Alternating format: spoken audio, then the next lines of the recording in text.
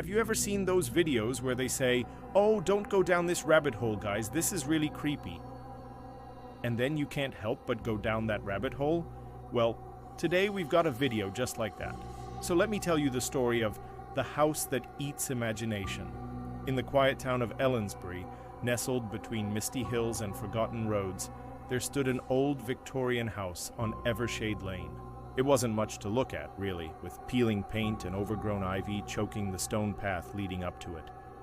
Most folks in town steered clear. After all, it had been vacant for more than 40 years, ever since Old Man Withers died alone inside. Still, locals couldn't help but whisper about the place. How no one ever lasted more than a few nights inside, and how strange lights flickered in its windows, though it had no power hooked up. Then one day in early October, a young woman named Maggie Lorne arrived from the city. She was an aspiring writer who'd recently graduated from university with dreams of making it big. But she'd been struggling to finish her first novel, a gothic horror story set in a decaying mansion. And that's when she learned about the house on Evershade Lane, an inheritance from a great uncle she'd never known she had. Her uncle had left her his house and little else. Maggie saw it as a chance to get away from the noisy city and focus on her writing, plus what better inspiration than a spooky old house? Little did she know that soon the house would start inspiring her in ways she never expected. From the moment she stepped through the creaking door, something felt off. But she put it down to pre-move stress, the dust, or maybe it was just the house settling. Sure, her phone would glitch, and the overhead lights would dim on their own, and that weird old typewriter in the attic would occasionally have new lines typed out, ones she didn't remember writing. Sure, she could just blame that on faulty wiring or a draft from downstairs. But still, most days she swore the house was watching her. One morning, Maggie awoke to find every mirror in the house covered in thick condensation. It was the middle of summer and not a single window had been left unsealed. When she wiped the mirror, the condensation vanished, leaving behind a stark white message. "Don't finish the story," it read. Of course, she told herself it was just some sick prank. Whoever had done it wanted to scare her off, maybe because they liked watching her struggle.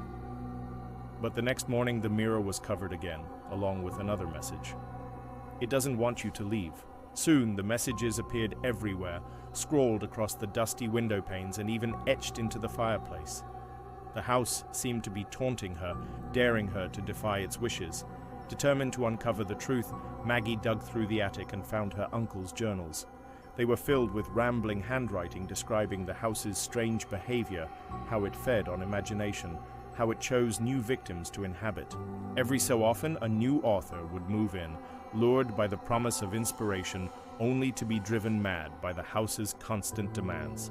Each entry was more frantic than the last, ending abruptly with phrases like, "I can't escape it," and "The voices are getting louder." And then he wrote, "It wants me to finish the story." As Maggie read on, she realized her uncle had written the same novel she was trying to write. The more she read, the more his story became hers, the more his terror echoed her own. And then one night, Maggie heard the sound of shuffling footsteps outside her door. Then a faint voice started speaking. "Once upon a time, there was a girl who went to live in a house that ate imagination." Another voice joined in. "Every night at 3:13 a.m. the house awakens." Now Maggie had always been a light sleeper, but these whispering voices were different, distant like wind chimes in the breeze, yet clear as day. They told a story of a house that consumed the minds of those who dared to enter, using their imaginations against them and feeding on their darkest fears.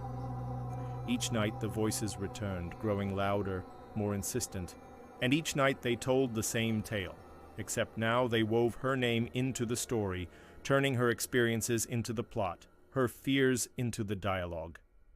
Terrified, Maggie tried to block it out, pretending it was just her overactive imagination. But sleep evaded her.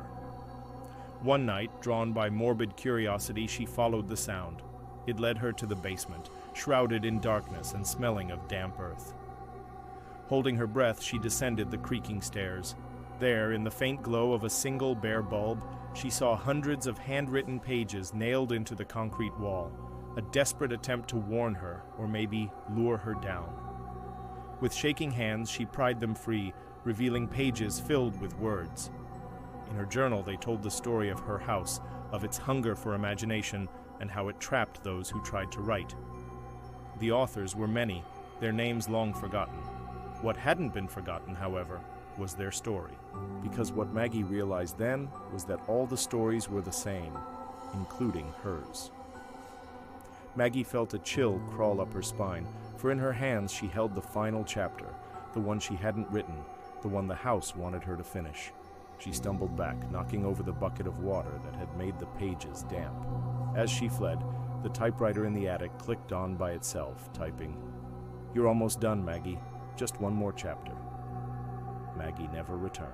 However, sometimes late at night, Maggie receives emails, late-night emails sent from her old address.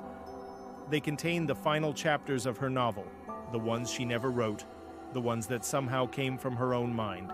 Each email is dated the next day, which means the house is still waiting for her to come back, to continue the story, to feed its endless hunger.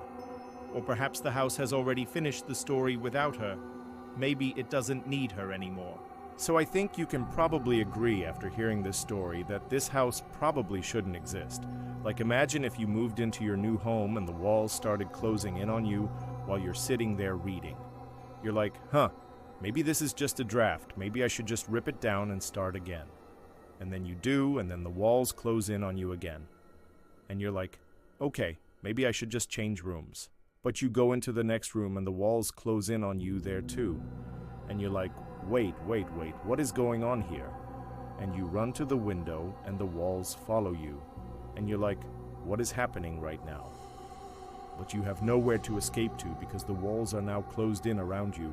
You can't open the window because it's boarded up. You can't break it because the glass is bulletproof. And you're like, how did I get trapped in this house? And then you realize the house is actually sentient. And look, you might be thinking, well, hey, Luke, I can just punch it. And to that I say, good luck punching a brick wall because the walls won't hurt you. They won't bleed. You can punch them as hard as you want. It's like hitting a brick wall. See what I did there? Anyway, if you don't believe me, check out this story. It's called The Walls Closed In, and it's basically the exact same thing. So go watch it now. Don't forget to like and subscribe to the channel and get ready for the strangest true stories.